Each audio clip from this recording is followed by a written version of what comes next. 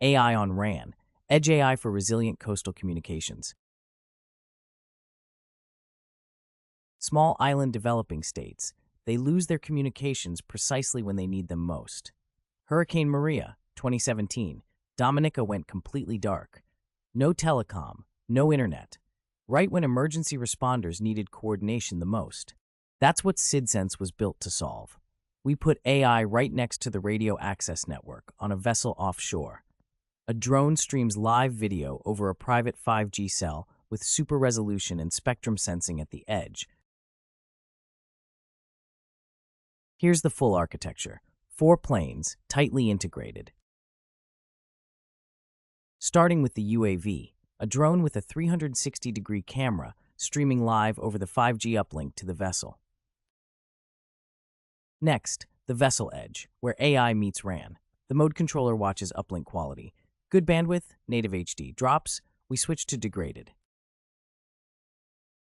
Span upscales 480p back to 1080p in real time. And right alongside, the sensing pipeline, a CNN classifying TVWS channels every second. Then TVWS backhaul, long-range link to shore, governed by the pause database. When that goes down, sensing steps in. And finally, shore analytics. Everything, every decision, every mode switch, logged to Prometheus and Grafana. Let me show you all of this running live. This is the video viewer, native mode, drone streaming 1080p at 30 frames per second over the 5G uplink. Uplink's healthy, about 15 megabits per second. SR pipeline is idle. No reason to waste GPU cycles when the link is good. Now the spectrum sensing side. A ResNet-18 CNN classifying TVWS channels in real time. You can see the inference latency, confidence scores, and the IQ waveform all updating live. Pause database connected. Emergency waiver preloaded. Channels 21, 23, 25, 27, 29. Remember this. It becomes critical. Now the hurricane hits. The 5G uplink collapses. Watch the mode controller react. There, uplink drops below 9 megabits.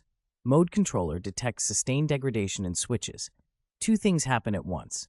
First, the drone encoder drops to 480p at 15 frames per second, about 1 megabit, fits through the degraded link. Second, the SR pipeline kicks in. Span upscales that 480p back to 1080p in real time. We're trading compute for bandwidth. You can see the pipeline stages lighting up, capture, upscale, interpolate, output, all on GPU. Now look at all 3 feeds. Left, native 1080p, what we lose. Center, 480p, what crosses the air interface. And on the right, SR enhanced, what the emergency coordinator actually sees. Near HD quality, even though only 480p crossed the radio link. And this is the first key differentiator, a mode controller that jointly gates on spectrum authorization and compute headroom. Hysteresis prevents flapping, degrade at 9 megabits with a 3-second dwell, recover at 12 with a 12-second dwell. Here's our Grafana observability layer, GPU sitting at 100%, CPU at 86, temperature, 67 degrees, every metric tracked every second. But the hurricane doesn't just degrade the 5G link. The terrestrial infrastructure carrying the pause database connection is destroyed. Pause is unreachable. State, down. Latency, not available. The device can no longer verify channel availability. No database means no backhaul verification. No backhaul means no video to shore. The emergency coordinator goes blind. But look, the CNN is still running. It doesn't need the database. It classifies spectrum locally from raw IQ samples.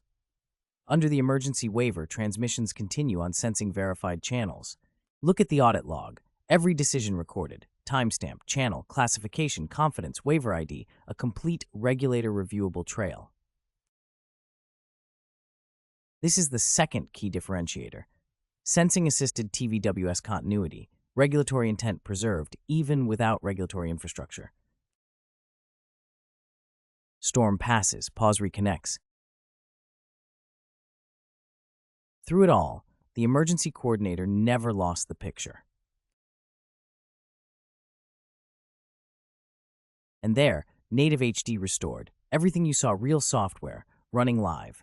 Deploying for Caribbean Wave 2026 in Barbados.